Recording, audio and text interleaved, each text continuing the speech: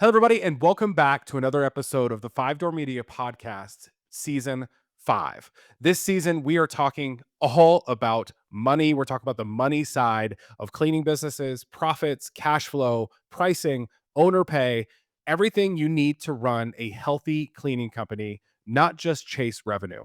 Our guest today is someone who has helped shape hundreds of cleaning businesses from the inside out. Sharon Cowen is a nationally recognized cleaning business coach, consultant, and speaker with decades of experience in both owning and advising service companies. She brings a clear, no nonsense approach to building companies that are not only successful, but sustainable.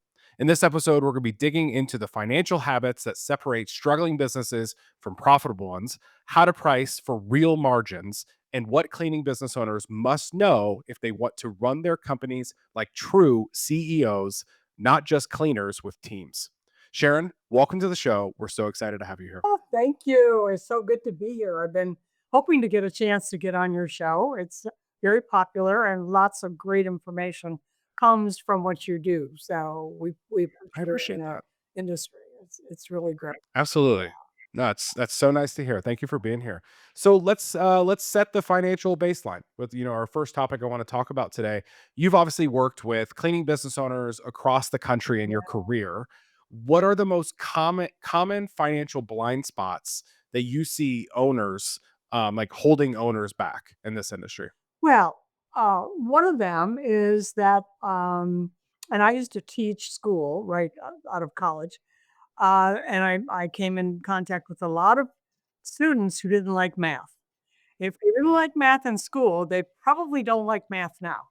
And so they tend to put the blinders on and say, well, if I don't have to deal with it, it'll be just fine. And, or I still have money in the bank, so I must be doing okay. And I'm sure. sure that I'm making profit because I can pay my bills. So it's a lot of unknown, and you don't know what you don't know. Uh, Mm. it's a lot of walking around with blinders on if you don't have a really good handle on where you are financially. What is the financial health of your business?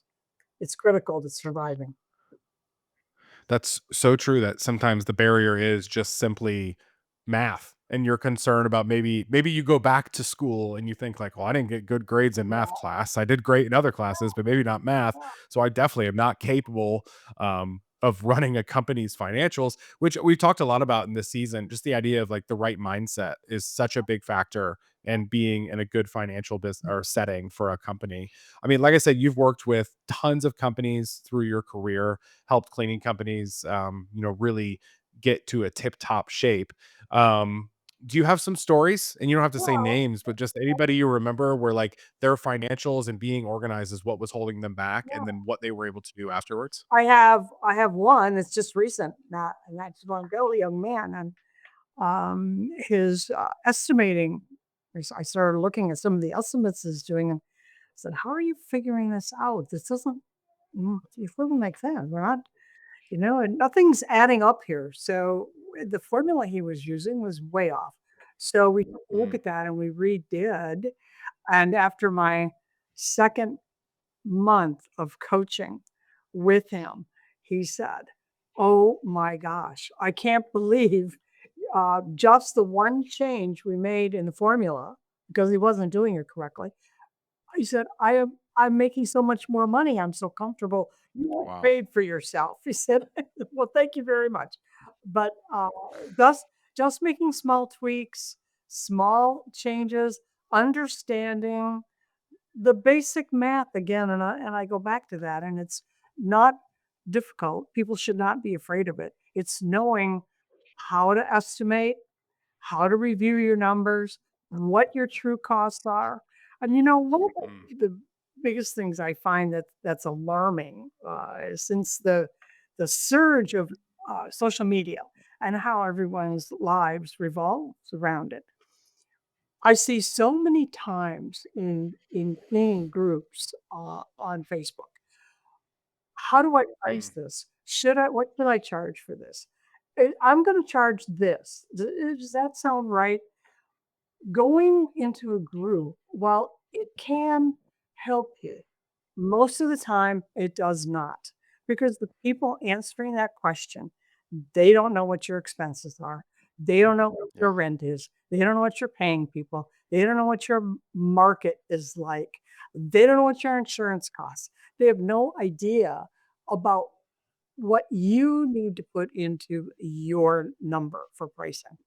And you can really be taken down a road that's going to be tough to come back from if you don't understand how to do it yourself. And Yeah. so many times, I think if you have to come on, and it's one thing to come on and say, "What do you think? Give me a little price." Well, you are dead set about using the price they give you on Facebook. If you can't figure it out for yourself, is perhaps you shouldn't be doing it because you're going to set yourself up for a lot of heartache, when you can't pay the Yeah. bills. So know your market, know your numbers, know your own numbers. You're so right, and there's one thing I do love about the cleaning industry as a whole. It is very tight knit, Yeah. right? There are Facebook groups galore of cleaning business owners that are so willing to be in a community, Mm. participate in the cleaning business owner community, be active in that community, make connections with people Right. in the community. But you're 100% right. Like, not one size fits all. Oh, And that's a tough part about advice. And I think when people get into those groups, and I can't blame them. Everybody looks for some sort of shortcut, right? oh, Like they want to know a shortcut to success. mm, And they hopefully, oh my gosh, I found this group full of people that are like me, right. right? And a lot of times, if you're in a city or a town and you don't have local connections in your industry, those groups can play a big role in like feeling like you are in a spot where you belong, but not one size fits all. Like we hear it a lot because obviously our agency works just with cleaning companies. So there's this assumption that you hire us and we flip a switch.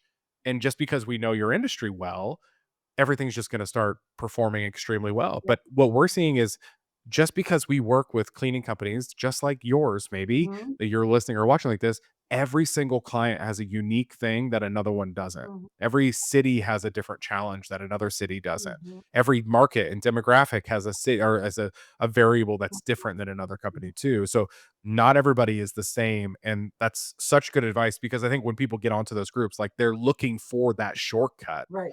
but shortcuts don't exist. No. You know, the thing what they say about overnight successes is they take years to make, Yeah. right? Like there's no shortcuts in business, Yeah. but people are looking for it. That's a really good And point. I think the markets that you're in will dictate your pricing.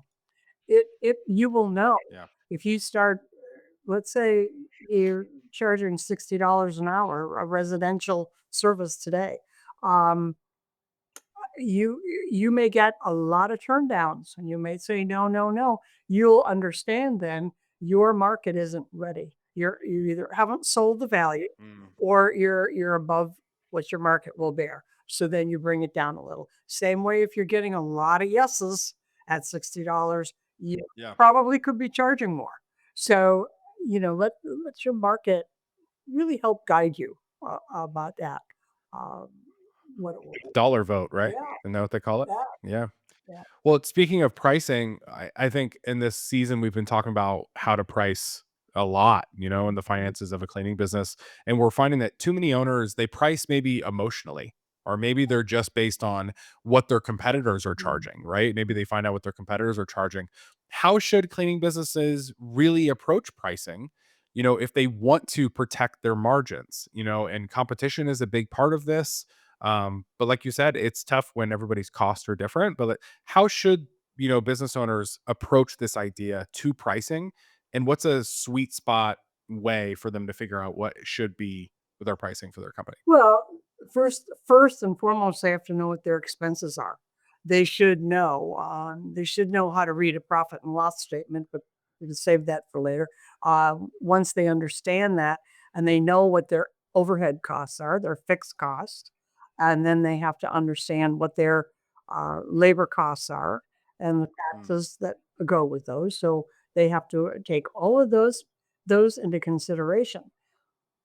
As far as pricing competitively, just because your competitor maybe can price $5 an hour cheaper than you, lower than you, doesn't mean that you should lower your price.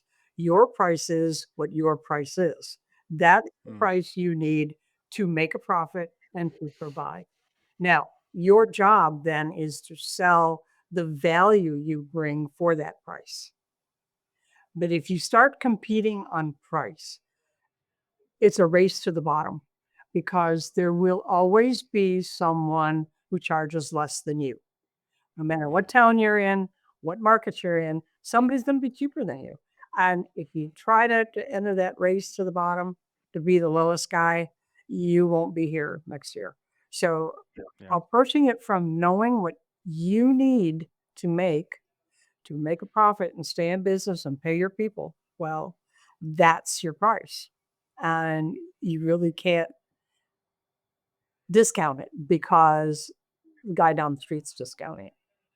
Yeah. And And that's such a good point. It's kind of like you just reverse engineer what your price needs to be by looking at what your expenses are, Mhm. and then you add margin on top of Right. that. So it's a should be a much simpler math problem than what people make it. But I said a lot of people, they charge emotionally, right? And I heard somebody say not too long ago, like, quit charging out of your own wallet, Mhm. because a lot of times cleaning business owners, they started this business because they needed some extra cash and like they, hey, I can clean a house. Mhm. And the next thing you know, they're running a business. It's not just them anymore. Mhm. So they go back to like, well, what would I pay for this? And they're selling out of their own Mhm. wallet and not out of the wallet of their customers, and they get too emotional about it. But if you find out your expenses, all of them, right? Mhm. Write them down, add margin on top.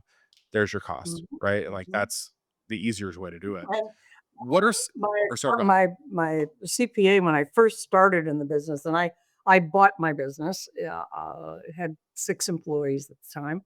Um, and I was new to the cleaning industry. I came from retail, teaching, then retail, then service industry. So I brought my corporate experience with me to the business that I bought. Um, I can't remember where I was going with that.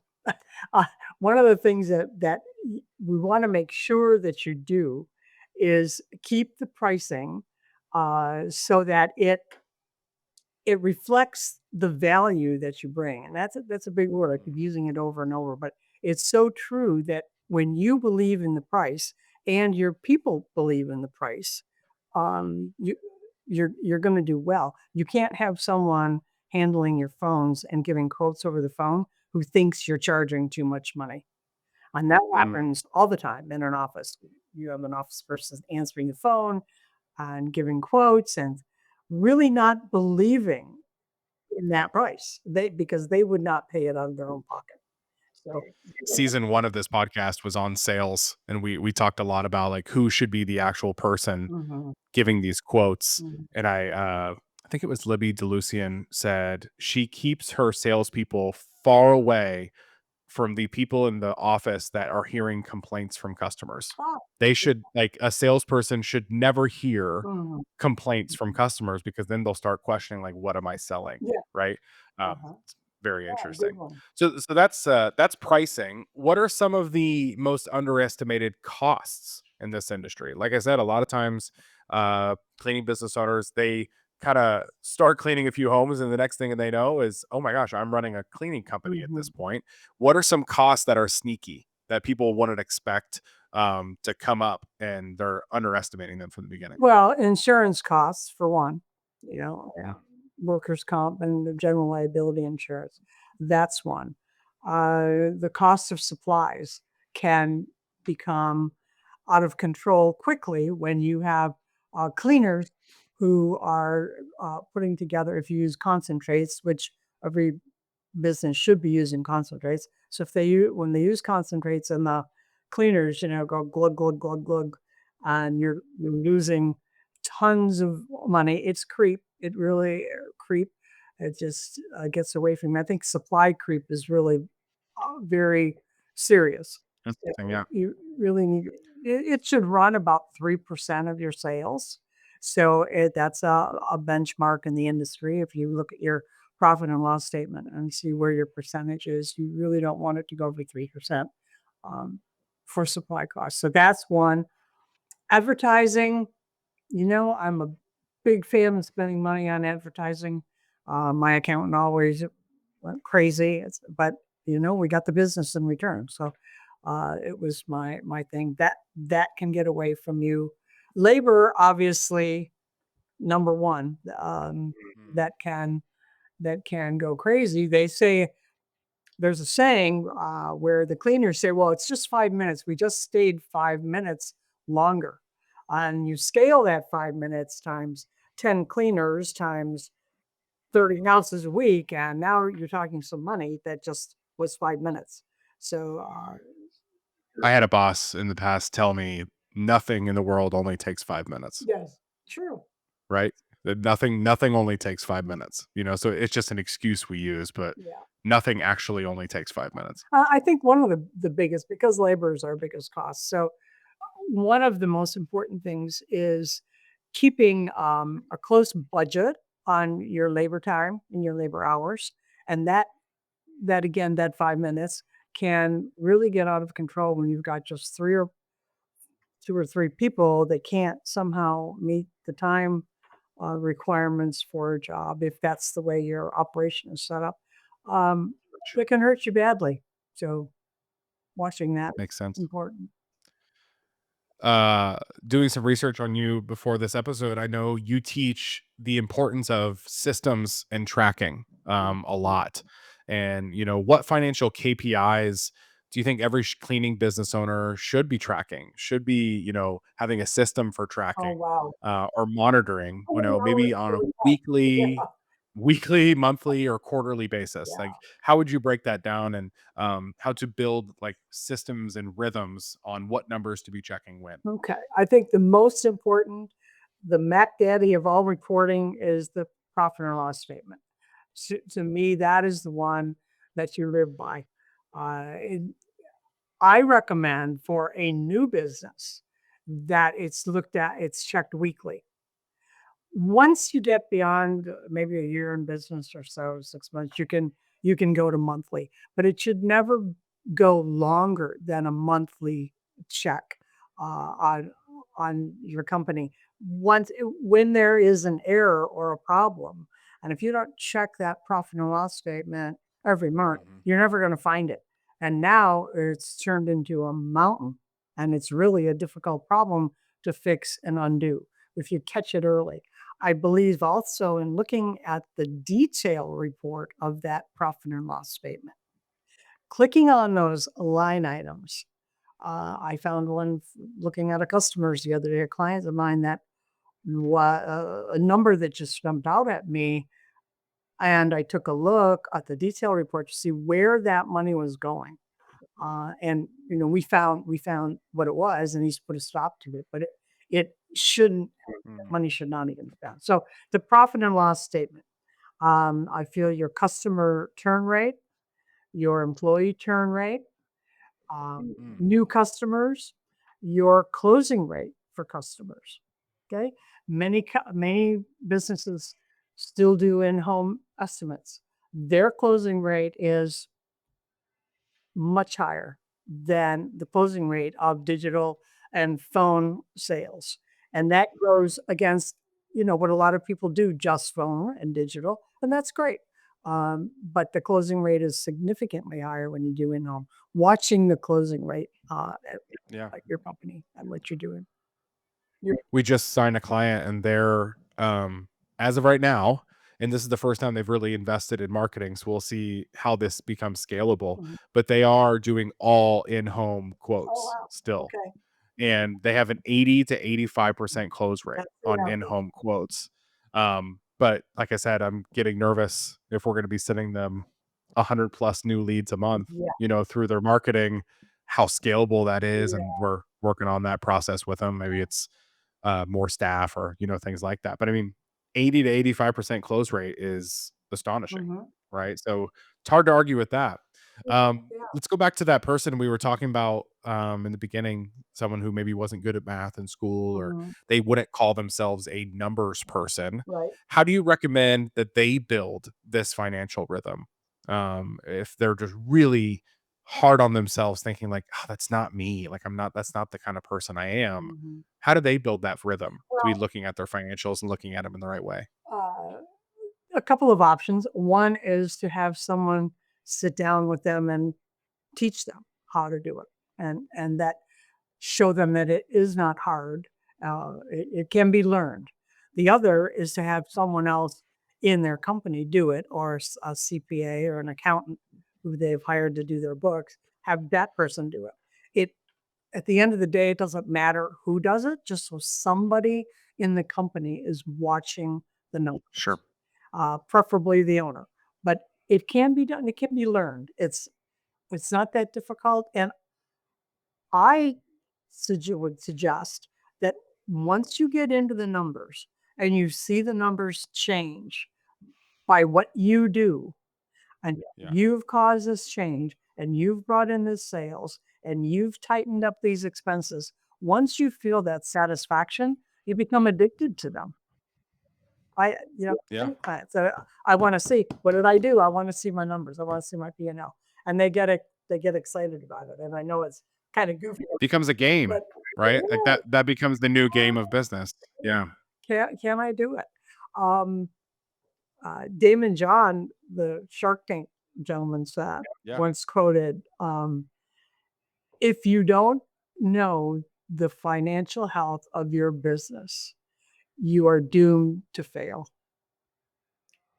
So, Yeah. it's just comes with the territory. Don't If you're not good at it, you don't like it, you gotta get somebody who is, because you can't just blow it off, let it go. Yeah. Let's talk about the idea of scaling with financial discipline. Mhm. I'm sure you've seen it where companies are maybe growing too fast and everything emotionally looks great because they're getting a whole new clients, they're getting all these things, but then they fall apart. Mm. What are some red flags that a cleaning business that is scaling or has an interest in scaling without, financial they're doing it without financial discipline? What are some red flags that Mhm. we should look out for? Well, you have difficulty with paying bills, okay? You have difficulty with keeping an office staff because they become stressed out. You don't have the Mm, infrastructure to support. Um, you are having difficulty meeting payroll.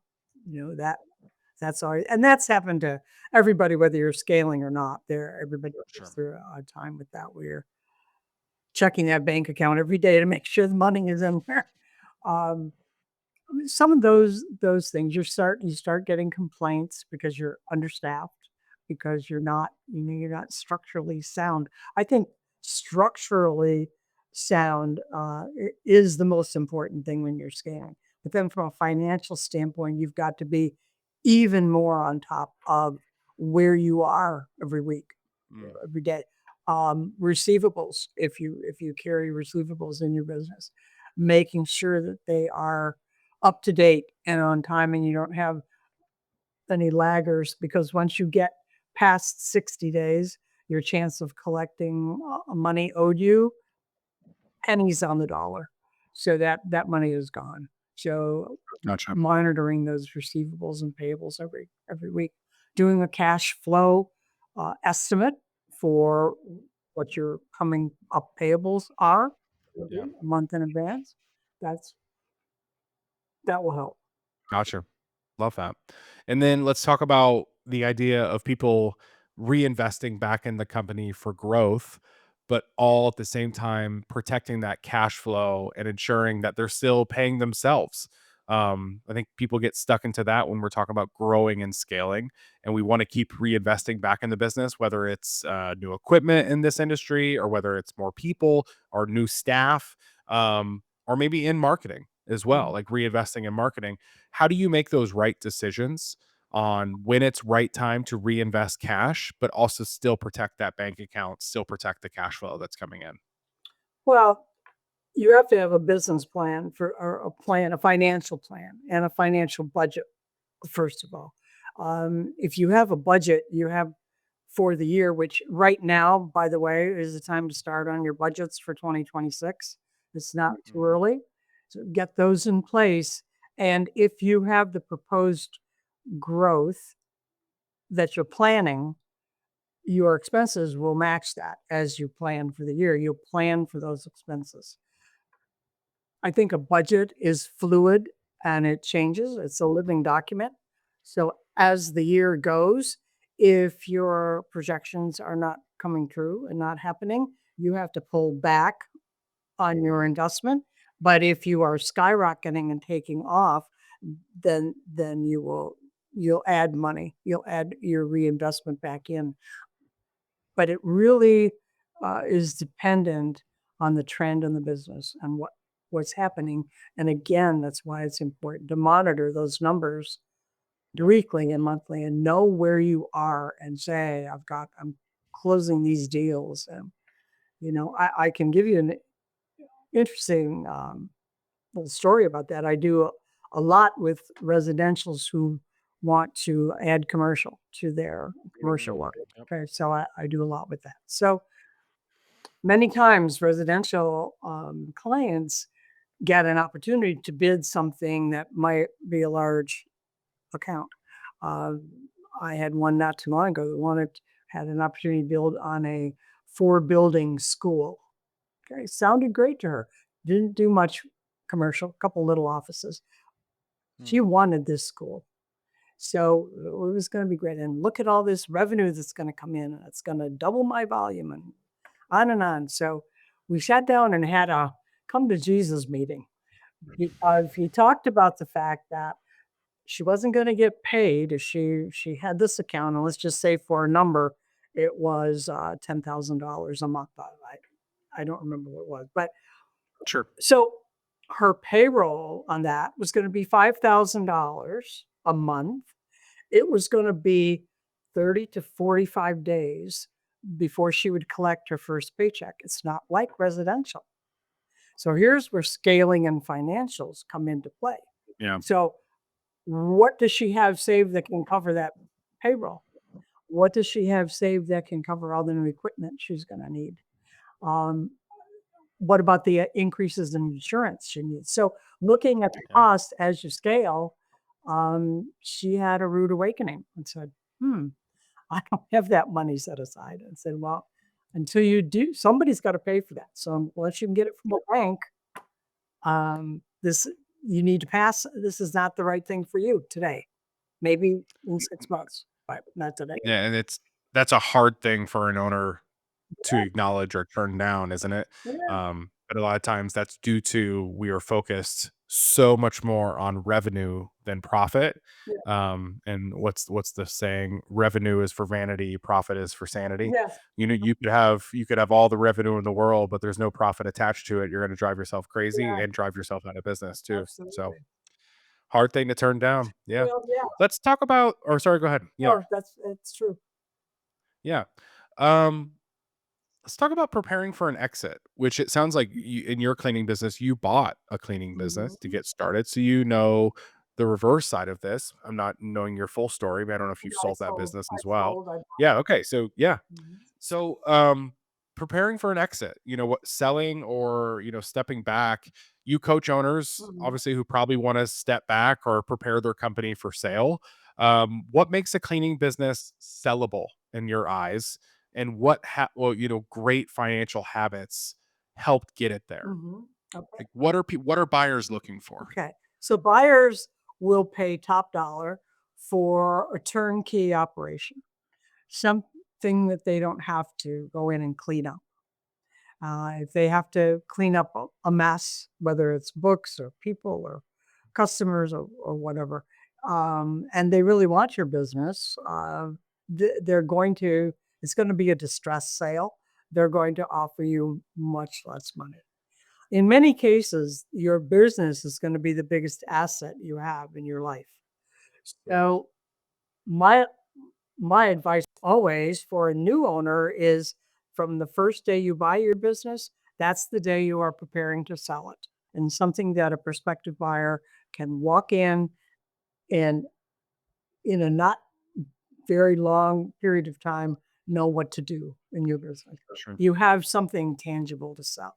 So record keeping, employ your whole HR system of recruiting and training and advertising. everything that you do should be documented. And same with the financials, they all must be up to date and current and show trends unless you are in a desperation move, unless it's a desperate sale, um, distress sale, which we would hope nobody has to do, but Sure.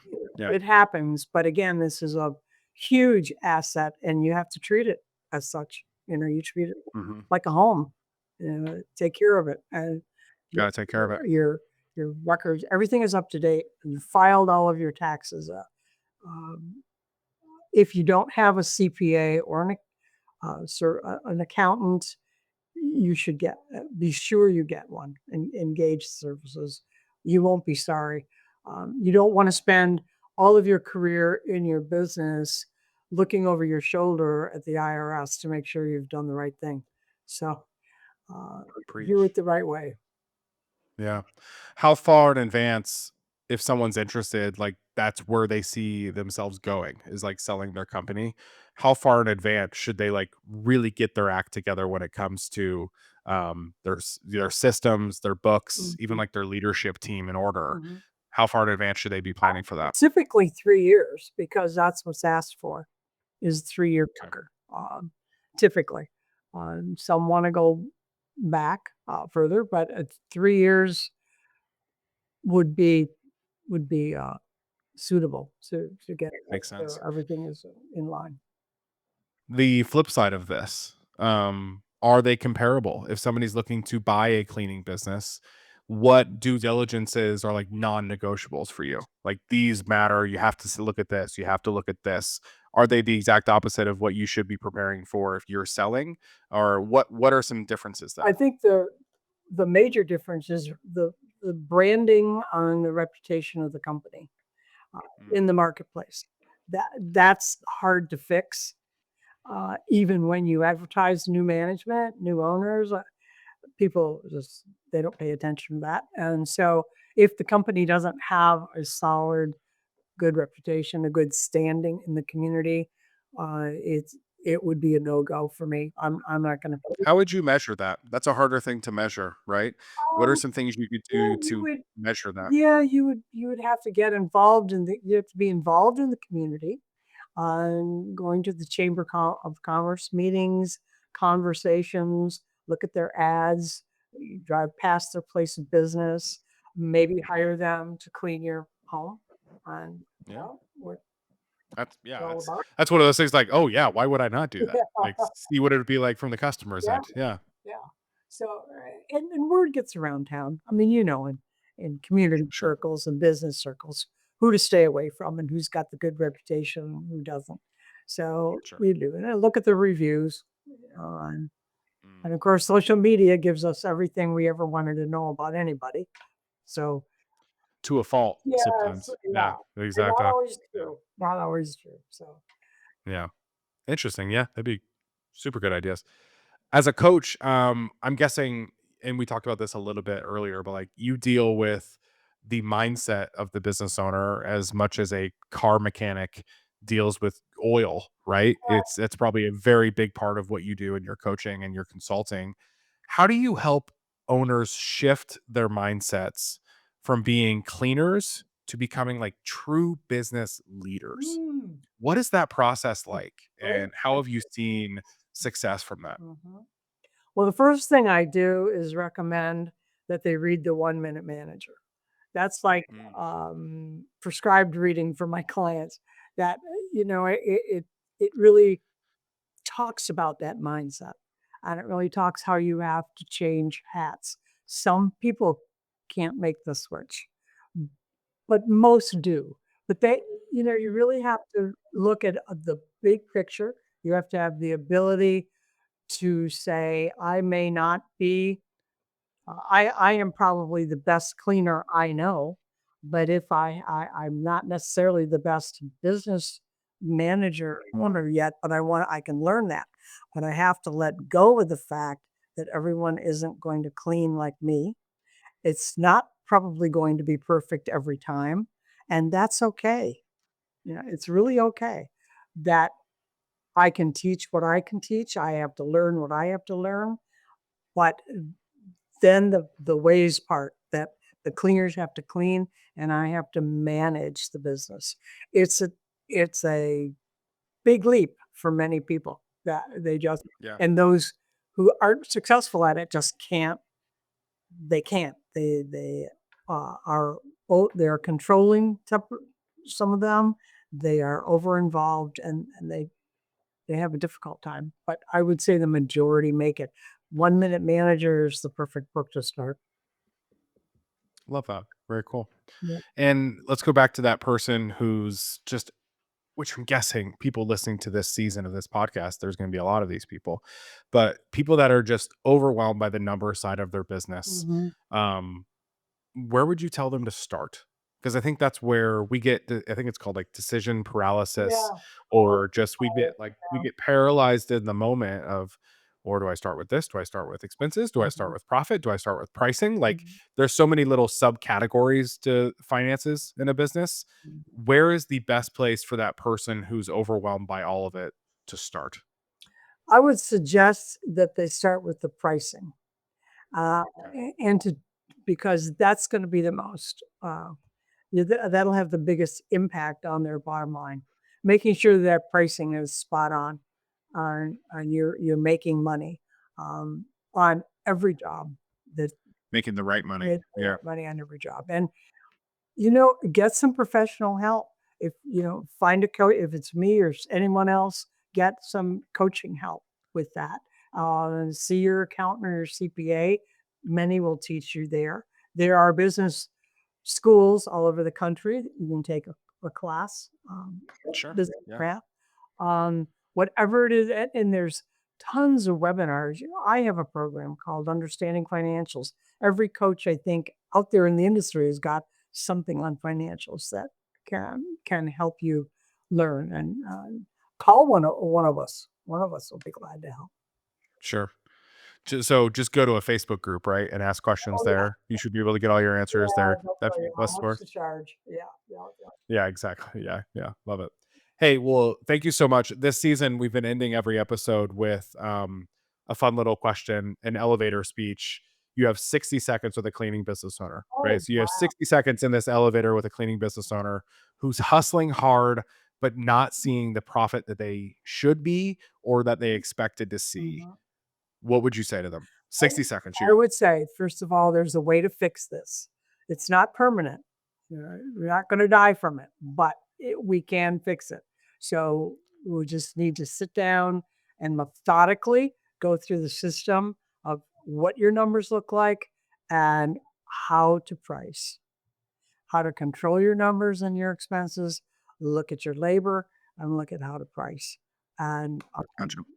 it can all be resolved and it'll all be fine. Take a deep breath. You can do this. You can do hard things. Brick by brick, right? Yeah. Love it. Very cool.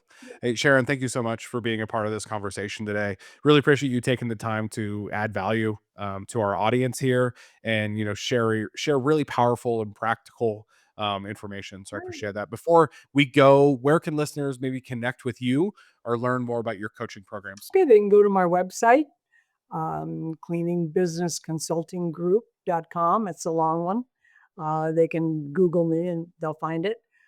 They can go to, I'm on all social media, all of it. Uh, I don't get pricing from there though. That's right. uh, they can call my number, but the website's the fastest way to get a hold of me. Love it. Very cool. Well, and if you found this episode helpful, like we said, this is one connected community of business owners. You probably know 10 other business owners Yeah, across the country that you've connected with and networked with that would find value in this episode. yeah, Share it with them. I sure Maybe will. somebody who's looking to take control of their finances and finally build a business that pays them well. Maybe this is episode's going to help them through that. So, because I mean, we really believe whether you're building to scale or you simply want a business that doesn't run you into the ground, the numbers will always tell the truth. Yeah, So, Sharon, thank you for being here. Thank you for all the value that you gave us today. thank you. Thank you guys for listening. Thank you for watching. We'll see you next time. All right.